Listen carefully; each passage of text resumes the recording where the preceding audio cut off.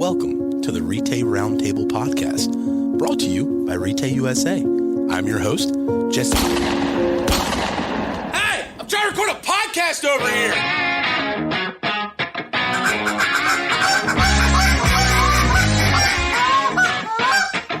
So why switch to Retay? Sounds like you will. So, Will, Yes, sir. a lot of changes going on. A lot. A ton. We're sitting in the all-new Retay Roundtable podcast studio. Finally. It's been a while. It has been. It has been. It only took us 10 episodes, though. Yeah, so it hadn't really been that long. No, I mean, some people hadn't recorded. I mean, Joe Rogan's got like 30 years of this stuff and started recording a couple years ago. True. So we're way ahead of it. Yeah. You know what else I've learned? That I'm an idiot. Why? Because I argued with Levi last night, Uh-huh. my 5-year-old son, Yeah. but he learned something. What's that? When he bets me something, Dad's going to do it. Oh. But I lost 6 inches of my beard last night. I took off 87% of my beard because he said, Dad, Aaron had a bunch of pictures out. Right. Looking through pictures. Right. And he's like, Dad, I've never seen you without a beard. And I was like, yeah, it's a long time ago. So I've had a beard Since he full was beard. born? Oh, way past that, before we got married. So like 8 years, Right. I've had a full beard. Right. I haven't been clean shaven, so I used to have just a little goatee on the bottom. Right.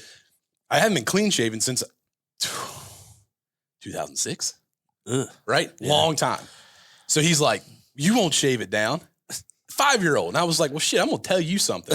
Right? So I Right. go upstairs, buzz her down, right? Right. Getting ready to take a straight razor to it. Couldn't do it. But I proved my point to him.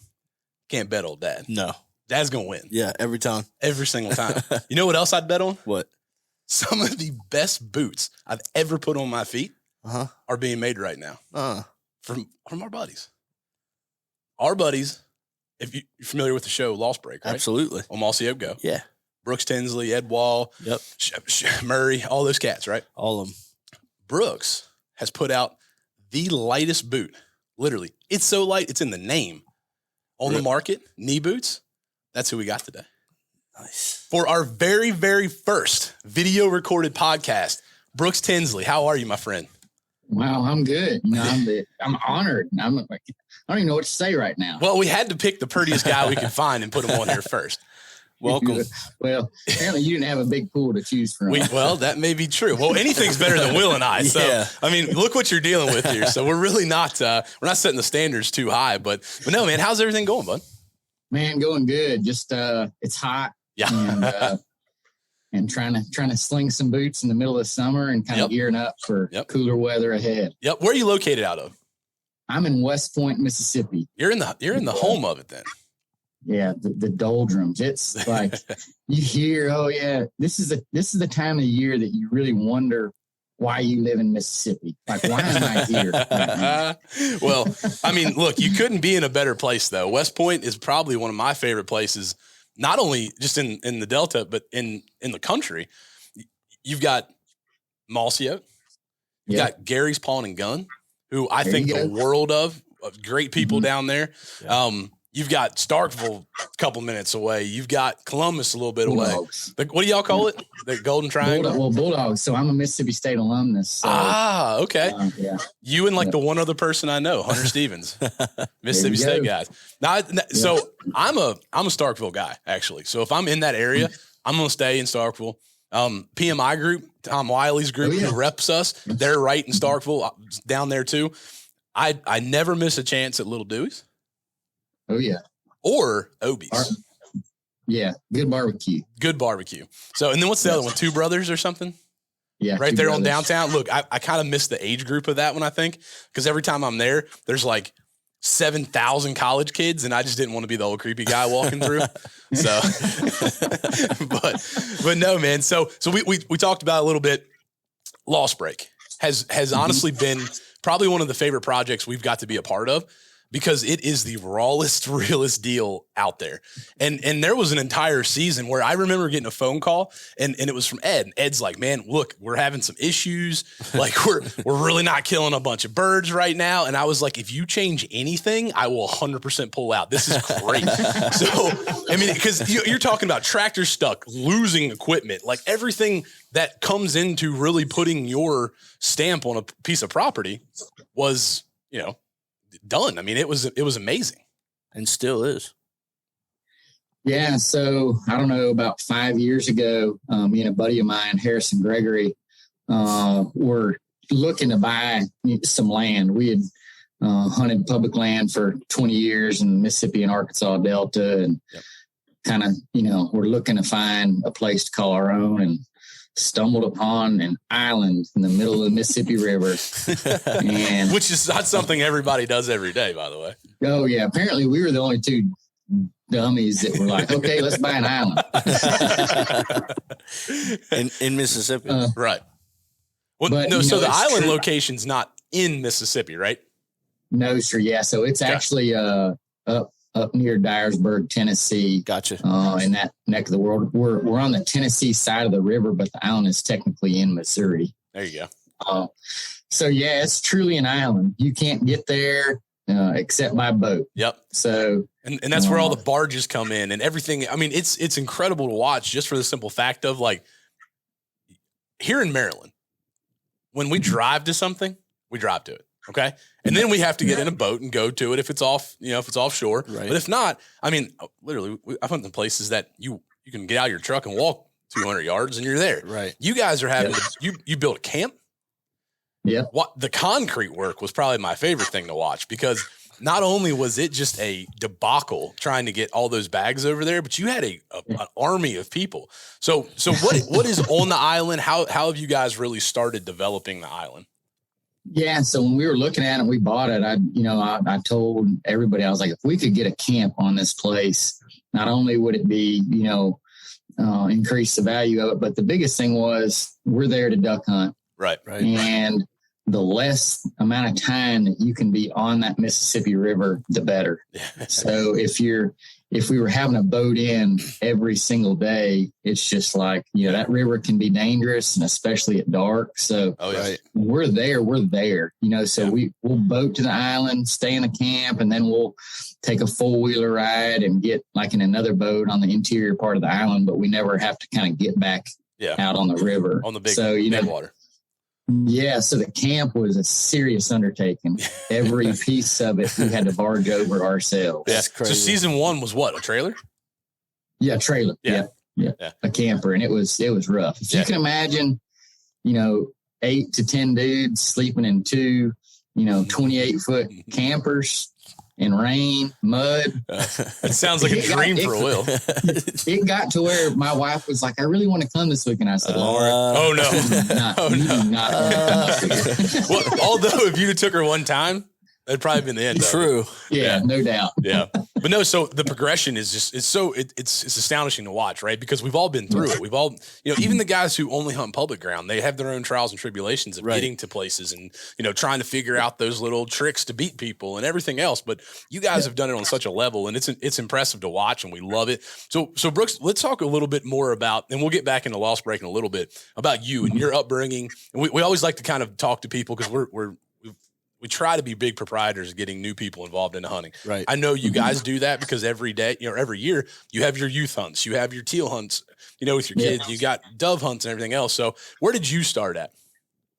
Yeah. So I grew up, my dad worked in the outdoor industry since I was born. He worked for Peterson's Hunting and Peterson's Bow Hunting for 20 years. And then he got a job at Mossy Oak in 99, and that moved us to Mississippi.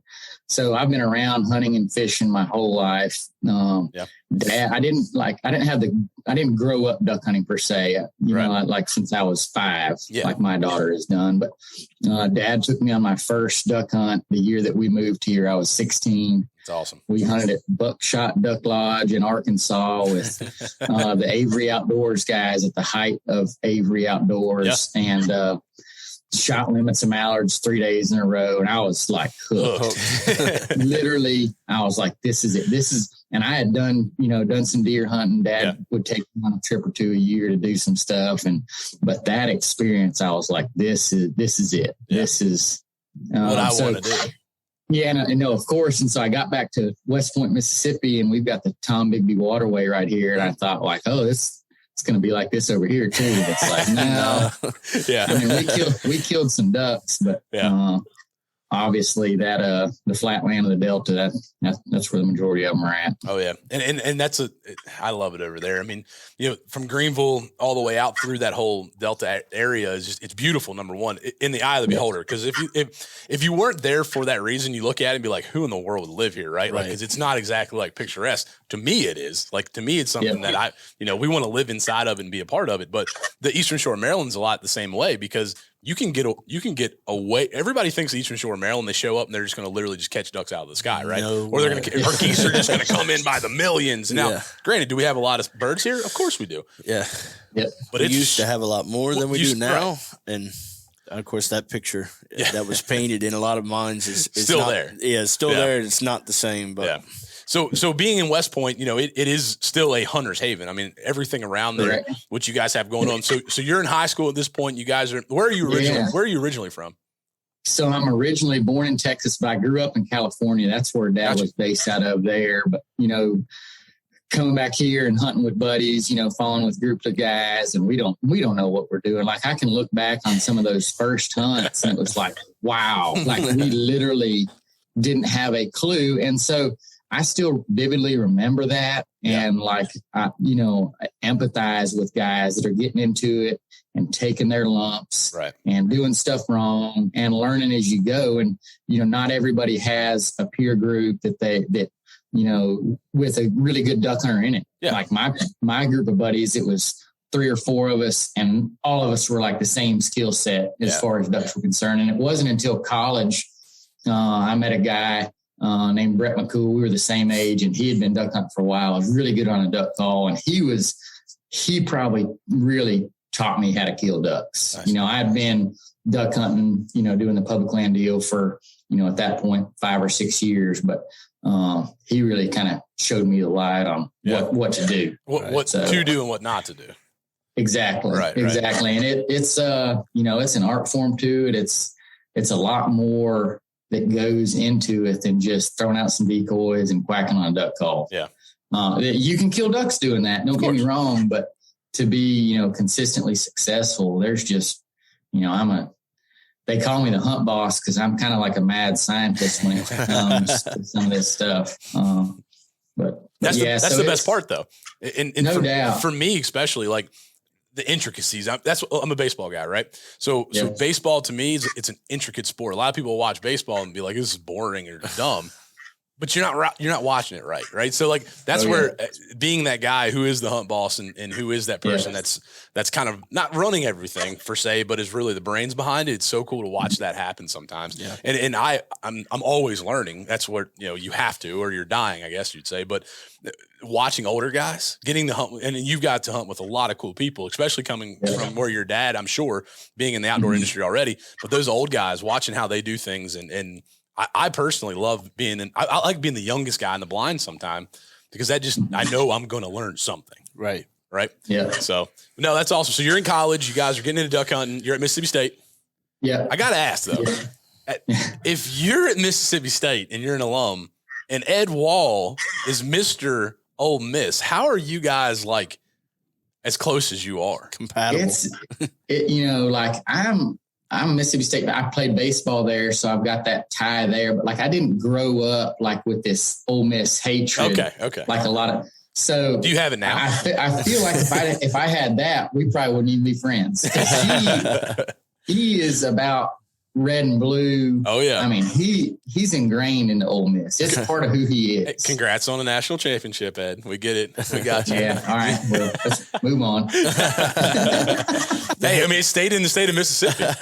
No doubt. So that was pretty cool. Yeah, it's awesome, man. So after college, where does life take you? What do you go into? Yeah. So, I worked in insurance after college. That's what, funded my duck habitat, a habit, I guess. And luckily I was blessed to meet my wife, Laura.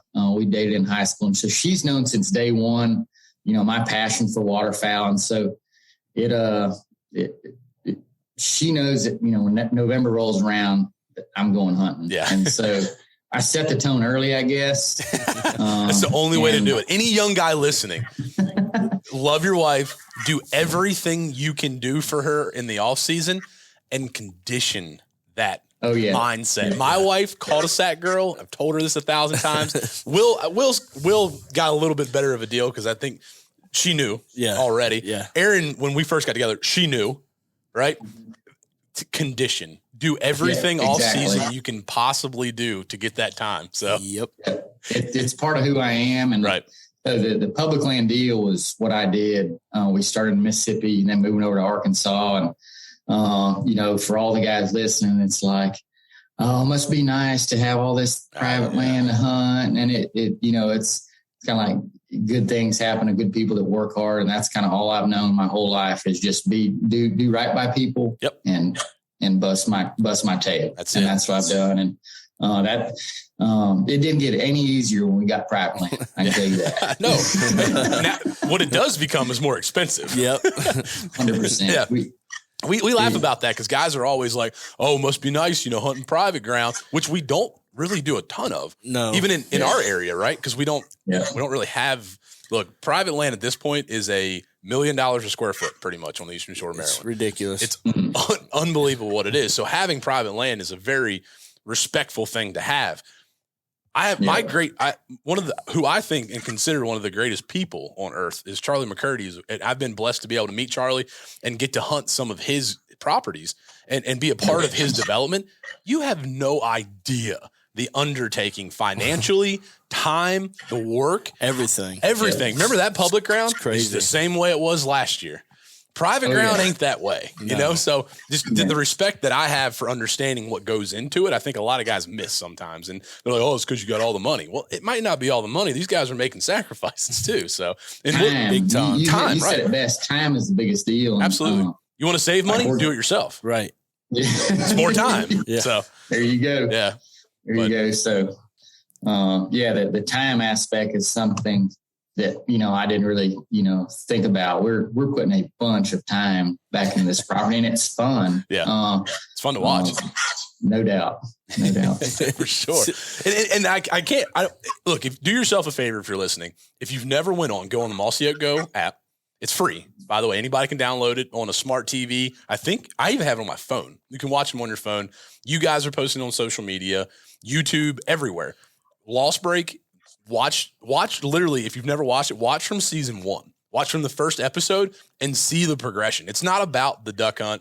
It's not about the kills in these thrill reels and all that. Watch from where this thing started, and I'm telling you, you will be hooked. It's like watching a Netflix documentary and like, one of those like weird little to kill a killer or to find a killer kind of things. But like you get hooked on it. Right. And now I couldn't do that because I was like, minute 1 of the episode coming out, I was watching them, but I wish if I could have binge watched, and I may actually do that. I may go back and binge watch again to watch it as a whole segment because it's so cool to see what you guys have done. Yeah, sometimes it's kind of like watching a slow moving train wreck for us. but including all of that is what everybody takes out of everything these days. Is you don't see the background stuff, and it's so much more, Yeah, I mean, cool you see everything. Yeah, you see everything start to finish. Trials and tribulations are definitely a part of it. But so let's go through, and I want to get to the big thing in the room. Right, you're decked out in it. You've got it in pictures in the background. I've got a pair. Hunter's got a pair. Will's got a pair on order. I'm getting a pair. Yeah. So we are blown away by this product that you've put out, and I know and everybody can say, well, there's a ton of boots out there. I got these. I like these. Until you put the NWTF, I got to see it firsthand, right? When you guys were throwing boots at people was probably the greatest marketing idea in the world because there's not one single person that didn't catch that and go, whoa. Right. That's because a good idea. where did this concept come for Lite boots? Listen, it's a crowded space. There's a ton of boot manufacturers, and there's some really good boots out there. What made you guys, and where did the concept come from for Lite boots to where you're like, let's go with this? Yep. So, obviously I'm a big outdoorsman, deer, ducks, turkey, mainly ducks and turkey, but I'm hard on my equipment, like whether it's boat, shotgun, you name it. You can tell I've been using it. Right. So each year, normally before turkey season, I'm in the market for a new pair of boots. Yep. Because that's about what I was getting out of a pair is about a year. One and done. And so I helped a buddy kind of source some ammo from a company in China. Mm-hmm.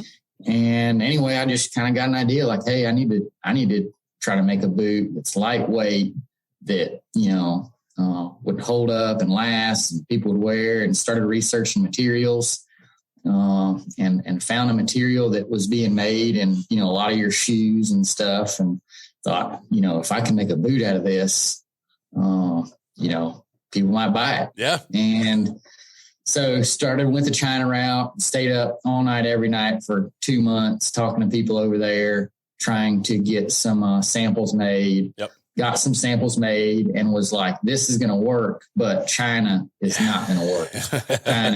China's no bueno. Yeah. And by the grace of God, I found a company in Mexico that would make them. Flew down there, met with them, nice, showed them some of my design stuff, and literally designed a boot from scratch. Yeah. That's awesome.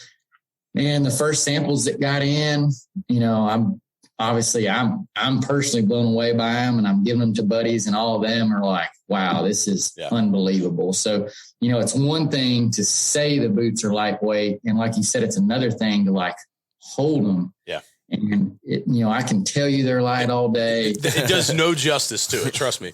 Like it really, no, you can't, and shotguns are a lot the same way, right? So we see it a ton. Guys are like, hey, I want to buy this product. I don't have it locally to me, but I want to put my hands on it. If you put your hands on a pair of Lite boots, I guarantee you the conversion rate of you buying those boots is going to be extremely high. And we wear a ton of other boots. So we're like the hub of the rubber boot world, if you would say, right? We had a lot of companies that, like, it also has become kind of a fad. Yeah. Okay. So, like, not just because you are a waterman or you work in the water or you live on the Eastern Shore. Right. Now, if you visit down here, you got to have a pair, right? So we see it day in and day out. There's 1,000 different brands. I'm excited because I've already had a couple guys, right? Well, I've had them for 4 or 5 days, and this is not weird. I actually carry them in my truck because I like a good conversation piece. and I'll be like, just nonchalantly, not just like, hey, check this out. I'll just pull my boot out and be like, let me get my boot out of the way. And I sit down like, oh, what kind of boots are those? But like, hey, let me tell you. And I toss it to them. Same thing, right? We've never seen anything like it. So the development and the time. So for anybody, and I think entrepreneurship is the one thing that's probably lacking in the U.S. a little bit, because when you think of like a great idea, a lot of people just don't know how to put it into play, right? And it's not easy to put it into play. How does that start? And for somebody says, man, this guy's got a great idea about a nutcracker.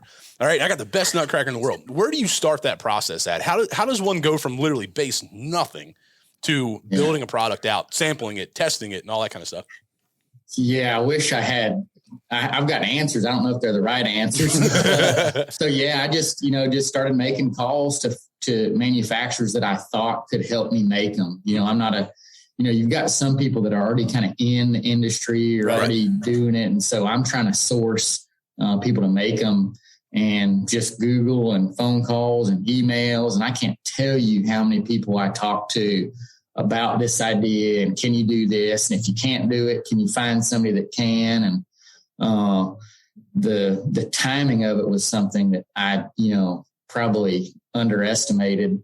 When I was like, all right, let's do it. I figured I could have some boots in 3 months and this and that. And here I am a year and a half later, finally, with some product and selling it. So it's an investment in your time, just like, we were talking about time with Island, time and money, and just a kind of the same mindset we have on the island. People are like, y'all are crazy. And maybe I'm a little bit crazy, about these boots too, but you just really, it's just a determination more than anything. Sample wise, like, what was the first? Did you get like a 3D printed boot in first? Like, what? Because I have no idea about soft goods, right? Because we do start with we start with 3D printed products a lot of times. So we're getting like something that it kind of feels like it looks like a little bit, but it's not it, right? You're just looking for sizes and all that stuff. So is that how the soft goods world works too with boots? Like, you get like a sample of something and then you're like, did you ever look at one of them and be like, God, we're never going to do this. Right. Yeah. So the one sample I got in was like, you're talking about a hard sample. You can't put on a hard boot if you didn't like a rigid plastic boot. You can't put one of those on, but like just getting the shape down, like, all right, I'm going to tweak this and change this. And the first actual sample I got of the material, I was like, dang, this is not going to work. Yeah. So I didn't understand how many variations in this material there was, and getting the right mixture of air and material and different stuff. So it was several samples. I was like, dang, this just ain't it. Yeah. We're gonna have to back up and plumb. And you did it during probably the worst time ever to ship to get samples made, because everybody was on reduced, production schedules and stuff. So it is impressive what you've done in a very short period of time. And I'm super excited for the world to really get their hands on them. Yeah. How many products do you think get to that first stage, and then someone gets a sample and they're just like, I'm out? Well, that's kind of what I was getting ready to get at. I mean, going back to talking about, where to start and how you got into it. I mean, how many people do you think, came up with these ideas, and it's just the amount of work to put into it. Nobody wants to work for anything anymore. So the fact that you followed it through is just like. Well, so when I'm doing this, I'm talking to a lot of other boot manufacturers overseas, where all the big players, you name a pair of boots, just about, they're made overseas. Yeah. And everybody, I could have had boots manufactured like everybody's wearing right now and stuck a new logo on. And that was kind of like eye-opening to me. It was like, wow, you can literally just start a company with other people's essentially product that they've designed and slap your logo on. And it's like, it was really eye-opening. Obviously where all our stuff comes from. Like, you look at just on that table right there, you've got these mugs and that duck decoy. By the way, shameless plug for our new Retay campfire mugs, by the way. Go get them at retaynation.com. They're on there. You can't get our so this is going to, we can do this finally. This is like our first video exclusive. The setup here is immaculate. This is a Bobby Job's decoy here on the table. This is about all we have at this point. We were thinking about some plants, but we nixed that because we'd kill them. Fake plants may be coming later. But so think about this, though, in the boots world and in our world, too, what you were saying about how you can literally take that product, change the name on it, and go. That's where, in the shotgun world, with a product that comes out of Turkey, we're the exception to that because we're a linear product, right? So we get to be in our own factory by our own people.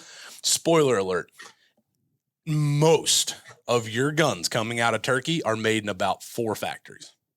Yeah. That's it.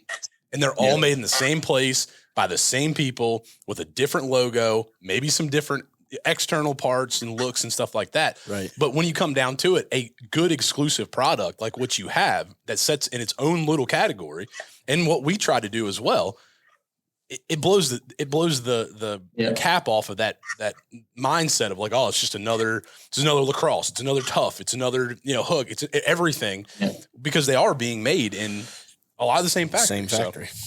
Yeah, really, really eye opening to see. Yeah. To see that firsthand, for sure. Yeah, you can get a lot of you go in the streets of Baltimore. Well, don't, by the way. Right. But if you went to the streets of Baltimore back in the day to go to an Orioles game, you could buy a solid pair of Oakleys for about $7. Yeah.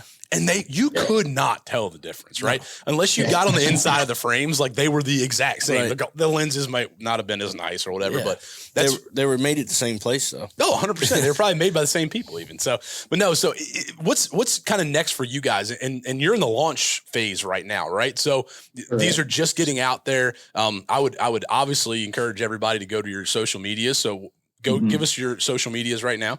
Yeah, so Lite Boots on Facebook, Instagram, the whole 9 yards, and it's Lite. Lite. Yep.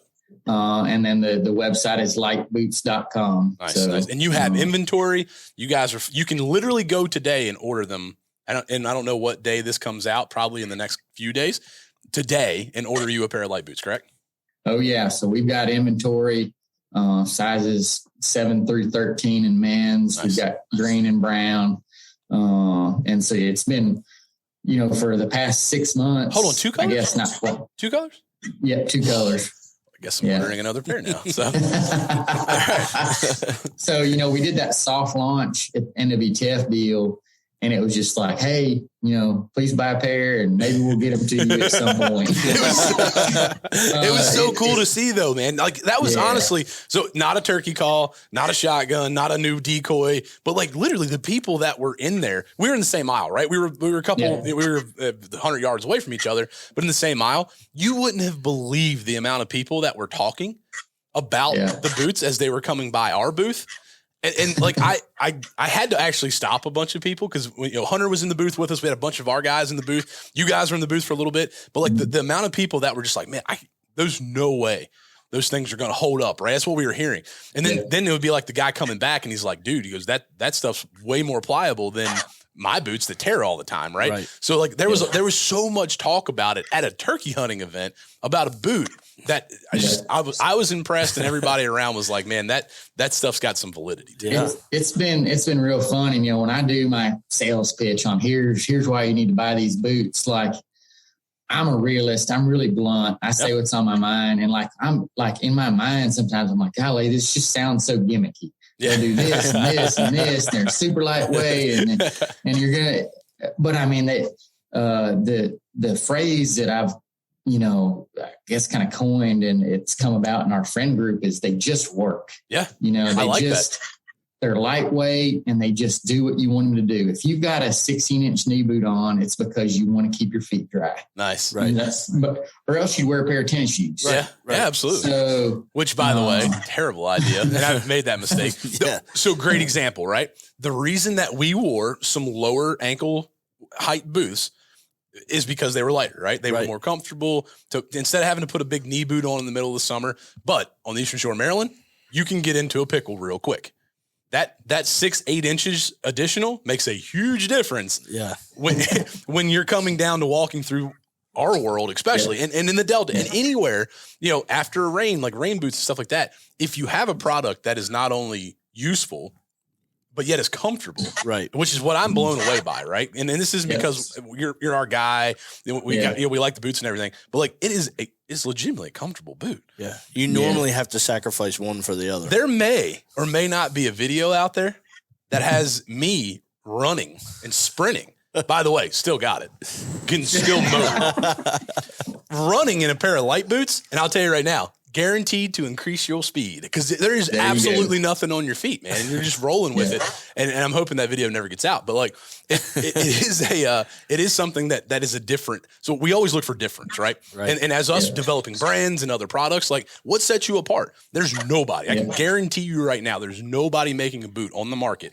I feel like, man, y'all need I need a job with you guys. But like there's no boot on the market that is this light and this comfortable. So you've done a great job, Brooks, and I commend you on that because it really is a great product. But so what's next? You guys, I mean, is it waders? Is it jackets? Is it hat? Like, what are you guys looking at, man? Tennis shoes. Tennis shoes. Yeah.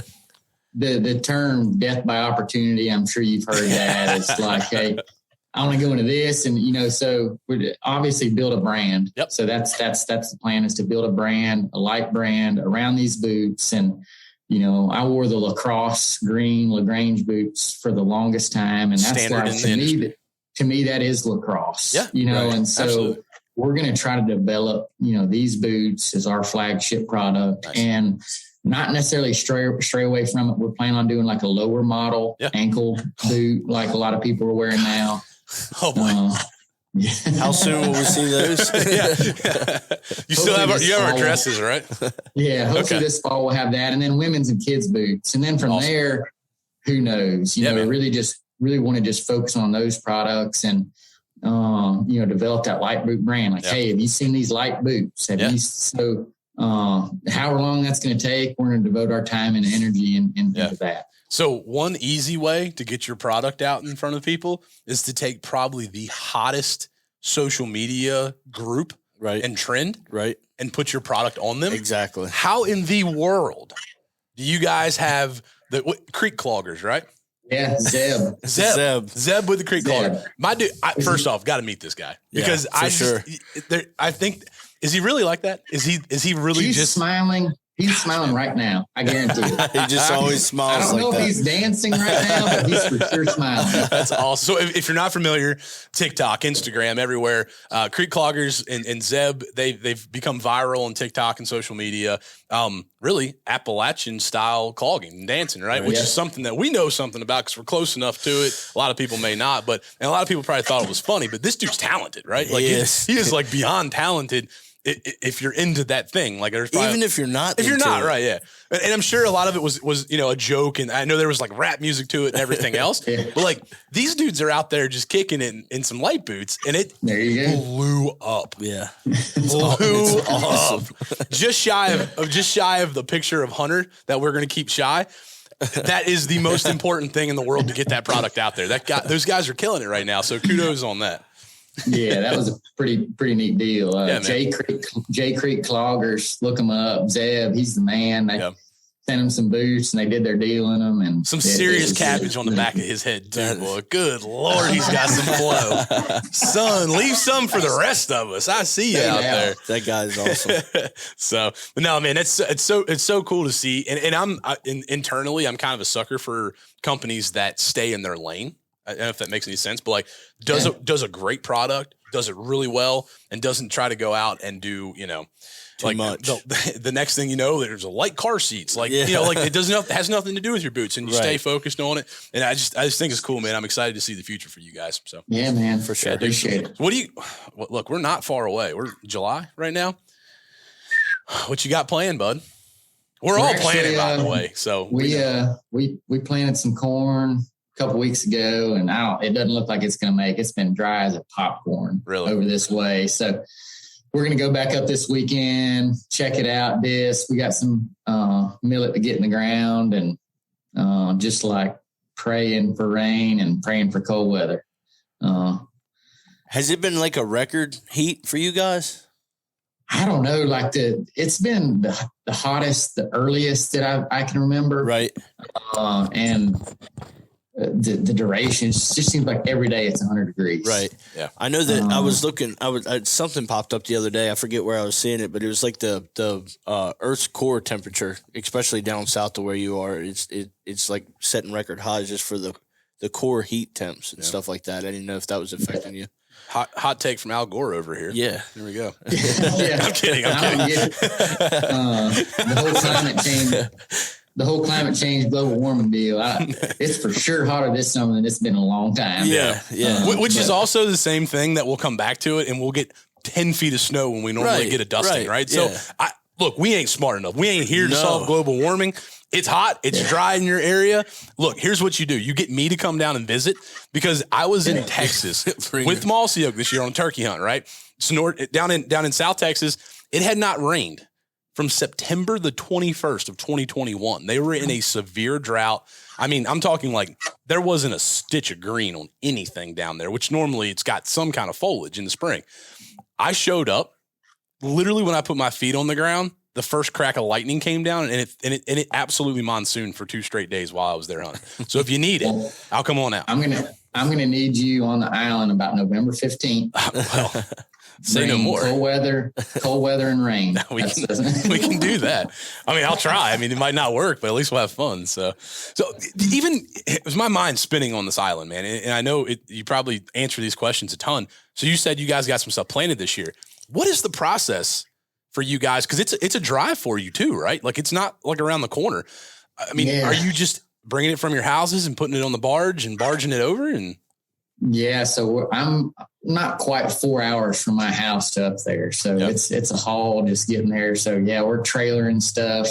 We've been blessed to meet some guys there locally that let us keep all of our boats and some trucks and trailers at their farm shop. And they've been just like sent from God, literally. Like these guys are just awesome folks, awesome people. And when it gets ready to plant, we load up seed and we got to load it onto the barge it onto the island, unload it onto another trailer. Jeez. So just getting stuff over there takes a lot of time. Right? And then you know how it is. You go to start doing something, and fuel filter on a tractor. Oh God, I didn't even think about that. And then you're stuck on the island. Yeah, like trying to find that stuff. It's not like you can run back to your shop and grab it. Like, yeah. Oh, man. So once you decide to leave the island, you obviously got to boat back to land, get your truck. So I mean, we're 45. It's a 45 minutes one way to get to the closest parts store. Gotcha. Once you say this is so you're 2 hours. Yeah, that's a day. Right. Wrapped up in fixing the tractor to get it. Correct. When you're like us, all of our buddies, we've obviously all got jobs and stuff to do. So we're weekend warriors when it comes to doing stuff. So you've got to be really efficient with your time when you're up there. Right. That's crazy. And the barge, is it your barge or is it a local company for that too? Yeah. So we actually bought like a small barge. It's the small barges, they're hard to come by, but it's been super handy. We can load up about 25,000 pounds on it comfortably. Harrison sometimes tries to get me to load more. We're all about pushing envelopes and whatnot. He wanted to load our excavator would fit on there. We got a bigger excavator and the math would do it. But I'm like, man, there ain't no way. It's not worth it. On paper, it sounds great all the time. On paper, it could do it. But everybody's seen those viral videos on YouTube with this excavator jumping off in the water. Before you know it, you got that sound that goes, oh no. Oh no! I did a little bit of marine construction way back when, and it's some sketchy times when you put stuff on those barges. It's crazy. No doubt, and we've had some really sketchy stuff happen. Luckily, nobody got hurt. It doesn't take much. Is there still a tractor in the water? Oh, we got it out. Oh man, okay, all right. We lost a tractor, fell off in the river while we were doing some pumping, and that was just a major debacle. Last year, Harrison had a skid steer that we had a mulching head on, and we were doing some work on the island. We were getting it off. He literally had it sold. He had sold a skid steer. We just had to get it off. And I'm telling y'all, like the pictures, like, whoa, we almost lost it. I mean, it was, and this is a very expensive skid steer. So you talk about a pucker factor. I bet. You're going to load stuff up on that barge. It's like all hands on deck. So, and you're talking about pumping and everything. So you guys, that's another thing that people probably don't realize about the island. It's still an island, right? It doesn't have a natural water source on there. It's in the middle of the river. So you guys are having to pump, and you went from, what was it, like a 3-inch pump or 2 6-inches to like a pump.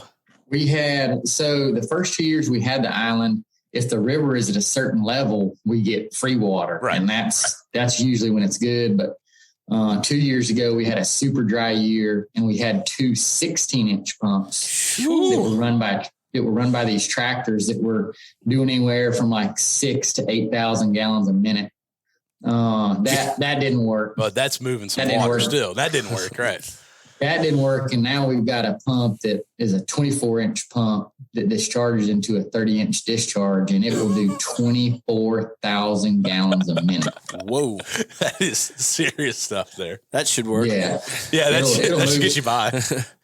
It's we've sent pictures and videos, and it's kind of like, wow, but seeing it in person, it's like, holy crap, that is water. God damn. And I mean, control. I mean, you guys had to do all this work there too. All of your levee systems, all of your dikes, all of your exiting water controls and all. I mean, it's a project, man. It's so cool to see, and we're just glad to be a part of it, and that you guys somehow allow us to be wrapped into this thing. It's so cool to see. But we're excited to see what's coming up. So, and look, the ducks thing. It's secondary to me about this island. A lot of times when I'm watching, what's next for the island? You guys have an addition going on to the lodge, or you guys building, outhouses? What are you doing next? So we've got just a little bit of stuff there at the camp, kind of tidy up, kind of button up. But the main thing probably this year is going to be focus on duck blinds and duck habitat and our holes and how many just to be kind of ready for every situation. We can go from standing in shin deep water, and 2 days later, there'll be 10 foot of water in that same spot we were at shin deep. Well, I guess so when you're moving 24,000 gallons a minute. Yeah, well, I mean, that would be, normally river water, that river, it's got a mind of its own. Right. And just when you think, we think, oh, we got it figured out now. She'll throw you a slider, a 2-0 slider that you just swing through. And, so That river will keep you on your toes for sure. Yeah. You said it again. I got to ask about it. So being baseball guys, what position you play at State? Shortstop. And actually pitched a little bit there my last year there. Nice. So. Did you go anywhere and play after? No, I had a chance to play independent ball. Yeah. Kind of up in the Frontier League, but just kind of saw the writing on the wall. Oh, yeah. I actually I say I saw the writing on the wall. I tore my ACL on like a freak deal. Really?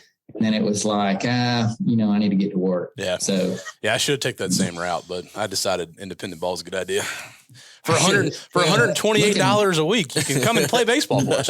Yeah, people don't understand that it's even if you're in affiliated ball in the minor leagues, it's a grind. Unless you're a bonus baby, you are eating ramen noodles, bud. No doubt. Yep. No doubt. So anyway, a quick plug for Retay, and it kind of goes along with these boots. That my whole, hey, these boots just work. Like I said, I'm real blunt. You know, when the whole Retay came out the first year, we partnered with you guys. I'm like, well, let's see what they're about. Yeah, man. You know, and if they don't work, I ain't going to use them. But they just work. Yeah. And we've been really, obviously honored to partner with you guys, but they're a heck of a shot. We appreciate that, man. We appreciate that. And honestly, that just goes by our whole mantra, right? Like we want people who are going to use these products and do what they're intended to do. Right. And you guys do that, and we know, and hopefully whenever you guys start dropping them off barges, we have to figure that out. But the relationship that we have, and I like telling people about these kind of things because a lot of times people don't see it, right? They're like, oh, these guys are just paid, or these guys are just getting product and all that. But like, it's such a relationship working back and forth. I'm a fan first, right? We're not setting out here like, oh yeah, well, watch Lost Break because our gun's in it. No, if you guys are shooting any other brand, I'm still watching that show, right? So like, and that's just what you guys have done and created a really cool aspect around the show. But no, and I cut Will off, so I apologize here. But no, you're good. Anytime I get a chance for baseball talk. Yeah, no. Now, the only thing I was wondering is how many blinds are running on the island right now. I mean, so we've got 3 floating blinds that will all shoot about 10 guns a piece. Gotcha. Our big problem is in the past is we work so hard all off season getting stuff ready, and then it's like September, October rolls around. It's like, really need to brush these blinds. But we've had so many other projects going on. Right. We've really neglected our blinds. And, ducks they're finicky. And when you've got an unbrushed blind that's 30 foot long, you're trying to land ducks 10 foot in front of you. Here's how we've got away with it. And this is a pro tip for all the guys that are hunting. You always hear, have the wind at your back. Right. So that way the ducks are cupping up into you. And obviously that's the best way to shoot them. Your shot kill percentage is going to be way higher. Right. But if you're not hid good, you're not going to get those shots. Right. Exactly. So obviously using the shadows is a big deal. And sunny days you hear, it's so much better when the sun's out. Well, what the sun does is it creates shadows. Yep. Right. And it makes it harder for ducks to see, and using those shadows to your advantage, regardless of the wind. So like if you've got I always say like normally your cold front is a northwest wind. Right. That's when your cold front is coming. Yep. It's hard to hunt that wind. Yeah. Because to hunt it right, if it's a hard wind, they're really going to come into it, and you're looking right in the sun all day. Yep. So those days, I'm going to be trying to get more on the west side of the hole instead of the northwest side of the hole, where I'm not looking right into the sun. Give yourself just a little bit of an angle. Right. Try to find a little bit more shade. But those blinds, so we're trying to keep them on the south end of the hole, southwest, southeast side of the hole, and then really just, hoping that we can finish in that last little bit to turn them back into us right there when they come in. So hopefully now that we get some blinds brushed, it'll allow us to kind of hunt different winds more effectively. Right. Yeah, because you guys have a plethora of different styles, even with so how many acres is the island?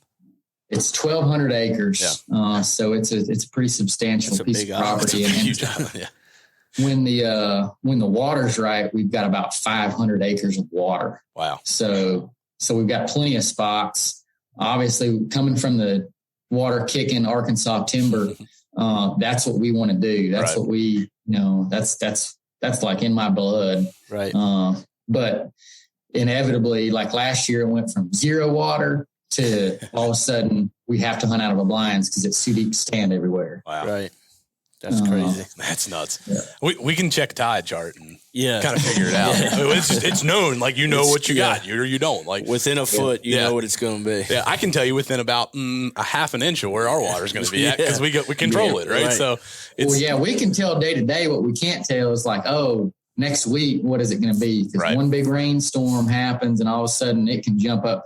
I've seen that river rise as much as 2 foot a day. So it could go from 10 foot to 5 days later, 20 foot. And if nobody has ever seen that Mississippi River and stood at the banks, like our camp is literally overlooking the Mississippi River. It's big. It is big. Yeah, it's large. Yeah, just the couple spots you drive over, you really don't get the full dimensions of it. So, but I mean, does that affect how do you have to potentially leave 2 days earlier because of the river? I mean, or are you just kind of always able to get there Yeah. So height, we had never seen it too high to get to the island. Yeah. Too low can create some problems as far as where we actually launch our boat at. But the river fluctuating, so we got all these blinds, we've got barges. What we'll have to do if the river makes a big spike, we'll have to go retire blinds, so they'll fluctuate with the water coming up and down. That river fluctuating, and it can fall just as fast. Yeah. Like last year, it did the same thing. It spiked way up and then spiked way down, and we've got our boats, tied up when we boat to the island. We've come and literally had our boats tied up. Next day, come out there and our boats are on dry ground. Wow. And that's incredible, man. Like I guess if you don't live in that area, you don't realize it. I mean, like we can see a swing with tide, but it's nothing. It's nothing like that. I mean, crazy. I mean, it would take a front or a storm, and it's coming. It's not something it just does on its own. Yeah. What was it? So it's 2019 when everything went out, got stuck out. Yeah. The river right now is at 7 feet, and this winter it got up to 37 feet. So if you can imagine 30 foot of water a mile wide, I mean, it's just an unbelievable. It's crazy. It's one of the coolest natural things we have in the United States, and just not a lot of people know about it. People that are coming are like, well, are y'all going to build a dock for your boats to tie up right here? And I'm like, yeah, it'd be cool. But how? How? Yeah. If you had like 6 different platforms that you need a 50-foot pole on a floating dock. So what was crazy about it too? So I just got back from a trip out of Montana, Wyoming, and Colorado and Idaho and stuff, and we were talking about some of how their rivers are obviously dependent on the snow melt. Right. Well, guess where that water goes?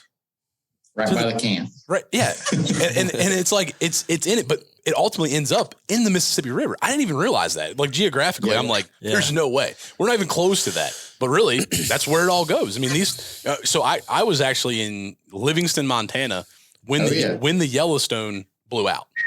Right. And unprecedented, like it was chaos up there. And by the way, they have like one road in and one road out of everywhere because they have these giant mountains everywhere. Right. So like we had to detour almost like 2.5 hours around to get around like this mountain front range, to be able to drive because they lost, that Yellowstone River. Lost everything. I don't know how it's going to, and I was in the construction world. I don't know how they're going to put it back. Honestly, like this is way beyond my expertise, but like when they were washing roads out, it took like hillsides out with it. Like it's incredible what water can do in a powerful time. And people, I think sometimes people don't respect the power enough, and we hear it every year.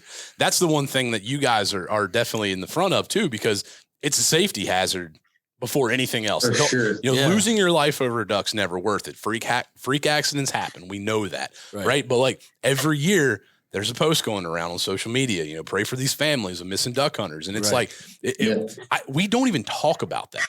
as a hunting community. Like, we don't talk about it. No. At all. And we should. It's something that needs to be talked about. Right. And hopefully, the duck hunters out there that are listening, spread the word to your buddies. It's that Mississippi River, and there's some other big bodies of water that you don't take it for granted. Like stuff can happen so fast and so quick. And like you said, when people left their house that morning, they weren't planning on their boat flipping over or capsizing or a big wave, big squall coming up. So again, plan for the worst and err on the side of caution. Yeah. That goes for any body of water. Yeah. I mean, so Will worked on the water. What body of water it is. Right. How fast can the Chesapeake Bay flip from glass? I mean, I've seen it do it in a matter of 10 minutes. Right. I mean, it doesn't take much. Yeah. So PSA there, honestly, like it's something that we should probably even touch on, maybe with like the Coast Guards or somebody on this podcast. We can talk about it more, because the last thing we want to see is I hate seeing these posts, man, because it's a part of our family, right? It's a part of our community. And could it be avoided? Sometimes, man, things happen. We know that, but like putting yourself in, look, I'm probably the worst. I've done a lot of dumb things to get to ducks. Right. And we all have. And I think that's kind of a part of us, but at the end of the day, I could have been on those posts, right? With 2 young kids at home and anybody else, like there's always going to be another day, right?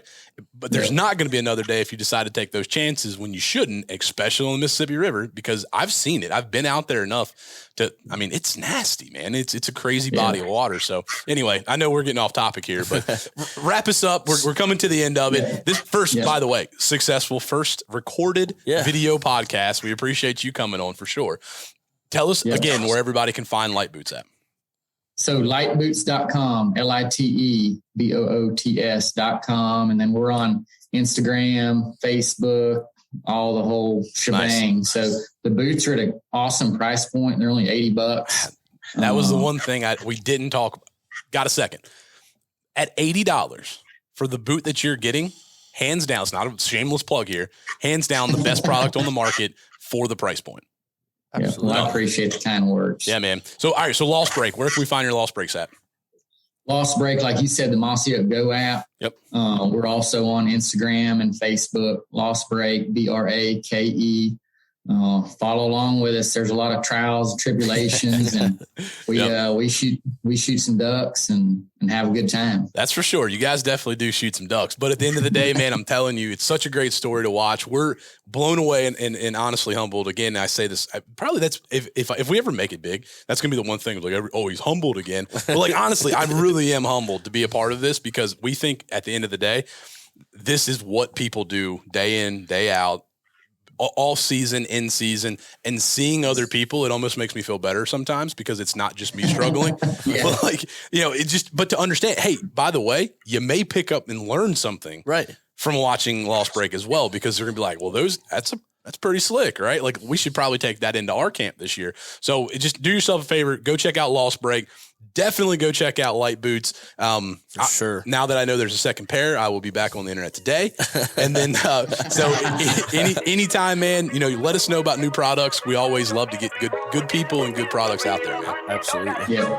Awesome, bros. Well, hey, we appreciate it. We're going to wrap it up. Jim, take us out of here. See ya. Raised in the South, I come up from nothing, I figured it out. They say when I sing, I'm the voice of the South. Give thanks to the Lord, cause I'm making it out. I can't believe I'm living my dream. Early morning flights, the skies are filled up with these whistling wings. Sights that dreams are made of. Look at God's creation. Dust coming in as we struggle to load. Kid number 2 is a hell of a load. Shots going off as they dropping the hole. It's so cold and my call keeps sticking. I'm being precise with the notes I'm picking. My lead is true, so no duck I'm missing. Full choke, so I'm good at a distance. I shoot a retake. I shoot a retake. I shoot a retake. I shoot a retake. Brush up the blind, ain't wasting no time. Yeah, we gotta grind. Hitting the trees and bring a few digs and passing to me. Ain't no Beyonce, but these ducks in formation. This ain't no heist, but I swear green's what we chasing. Hey, you ever drove a boat in the morning? Can't think, can't see, can't breathe, cause the cold and it's far. 2 strokes and farthest. Start up your engine, get ready to party. It's a dangerous run to the hole. You know where I'm from, so you know how it goes. 25 Mercs and 25 Zooks. Outboard spit smokes when it's cold. This is use a timber run, something like timber run. Dodging these logging these trees, running so fast like we racing for cash in the water, so cold and it's starting to freeze. Could you believe the sight that you see with your eyes when the mallards descend through the trees? My soul is at peace. I get so high when the ducks start to fly, I can see what the angel could see. Please do not blame it on me. The ducks don't commit, then we rearranging the deeks. Come on, let's turn up the heat. They still ain't committed, then we got emotion the deeks. Block swinging left, block swinging right, but keep him in sight. And if we not doing it right, no second chance, and we just might ruin the flight. We kicking water, ducks dropping harder, tell them kick hard. One hen gave in, but still got 10. Working circle, got me nervous. Ain't no stress, we on the X. Watch them banking, swerving, curving. We gotta finish these ducks, they coming in. Watch them run straight out of luck. I'm yelling, take them guns, I'm blazing. 1 + 10 came in, amen. That's a whole lot of mallards. Now one left out, we screaming, shout. One shot before man limit, I won't forget it, yeah. Now we headed back to the ramp, ducks in the bow of the boat. Chest sticking out like a champ, chest sticking out like a champ.